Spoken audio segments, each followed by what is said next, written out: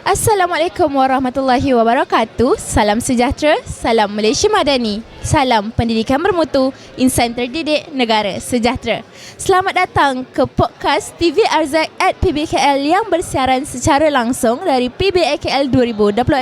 Bertepatan dengan tema tahun ini, Malaysia Membaca Merayakan Buku, kita membawakan pelbagai perkongsian menarik daripada tokoh, penulis, pendidik dan publisher. Pada segmen kali ini, kita berbesar hati menerima kunjungan daripada Wakil Karang Craft, sebuah platform yang sentiasa membawakan isu, inspirasi dan perkembangan terkini dalam dunia pendidikan negara. Terima kasih Puan kerana sudi meluangkan masa bersama kami. Terima kasih. Boleh Puan perkenalkan diri? Okey, terima kasih TV PSS kerana menjemput saya untuk sebagai wakil Karang Craft. Saya Azza Abdul Rahman atau Azza AR. Saya di Karang Craft sebagai pengurus penerbitan dan saya juga penulis Karang Craft. Wah. Jadi kami di grup buku Karang Craft dan ada banyak menerbitkan buku-buku untuk semua golongan usia.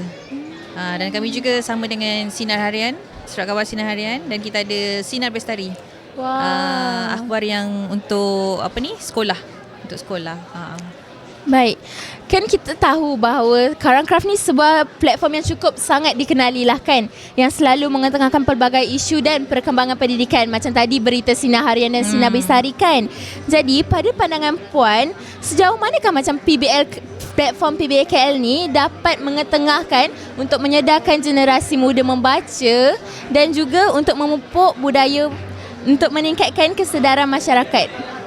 Okey, PBKL ni macam yang kita tahu dia setiap tahun, dia berlangsung setiap tahun dan setiap tahun berjuta-juta orang datang selama 10 hari biasanya lah. So untuk Karang Craft sebagai salah satu pempamer, kita menyediakan bukan sahaja judul-judul buku yang sesuai untuk semua orang, tetapi kita juga menyediakan aktiviti bertemu dengan penulis, supaya generasi muda ni dia tidaklah datang, sebab orang selalu kata kalau baca buku ni dia nerd kan.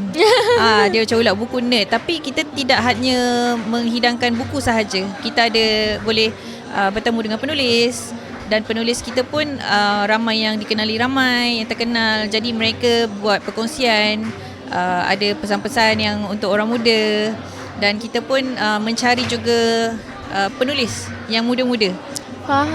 Jadi macam di Reruai Karang Craft sendiri, kita ada kita buka klinik manuskrip untuk sesiapa saja datang menghantar manuskrip mereka untuk diterbitkan oleh Karang Craft. Jadi ada had umur ke untuk penulis-penulis muda tu? Sebenarnya kita tak ada had umur yang ni, cuma sekiranya dia masih bawah 18 tahun boleh hantar manuskrip, tapi mestilah dengan kebenaran ibu bapa. Faham. Sebab tu klinik manuskrip dapat membantulah penulis-penulis muda ni kan. Betul, sebab kadang-kadang penulis dia tak tahu nak hantar manuskrip macam mana. Macam mana nak terbitkan buku, mereka tak tahu. Jadi kita buka klinik manuskrip. Editor sendiri yang akan jumpa dengan penulis. So mereka boleh tanyalah soalan nak terbit macam mana, ataupun minta tolong semak manuskrip, adakah cerita ni okey, buku ni okey untuk diterbitkan dan sebagainya lah. Jadi klinik manuskrip ni ibarat mengajar step by step kepada penulis baru kan. Betul, namanya klinik kan. Baiklah, soalan kedua saya, sekarang ni kita era digital, semua kita boleh akses dengan hujung jari. Jadi macam mana Puan nampak kerelevan buku-buku ni? Sebab buku fizikal kan sekarang orang dah boleh baca secara online, apa semua. Okey. So ini persoalan yang biasa ditanyalah. Tapi bila kita tengok statistik pengunjung PBKL setiap tahun, macam tahun lepas 2.1 juta orang yang datang. Dan kita memang jual buku fizikal, buku bercetak. Even komik pun kita jual komik yang bercetak, walaupun dah ada teknologi webtoon dan sebagainya kan. Tapi nampaknya buku fizikal belum mati. Masih lagi peminatnya masih ramai, sebab macam vibe lah, macam vibe membaca buku, memegang buku, bau kertas, itu masih tak boleh ditandingi oleh digital, oleh e-book. kita lagi pun berbalik kepada individu tu sendiri. Ada yang lebih senang menggunakan digital, ada yang lebih suka bau buku, Betul. lipat buku apa semua kan. Betul. Wah, seronoknya berborak dengan Puan Azah.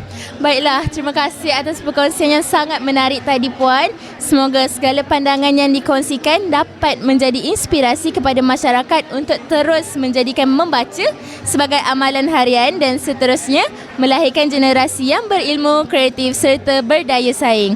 Kepada para penonton podcast, jangan lupa untuk terus mengikuti liputan khas kami sepanjang PBAKL 2026. Teruskan menyokong budaya membaca kerana setiap helaian buku membuka pintu kepada dunia yang lebih luas. Sekian daripada kami. Bye-bye.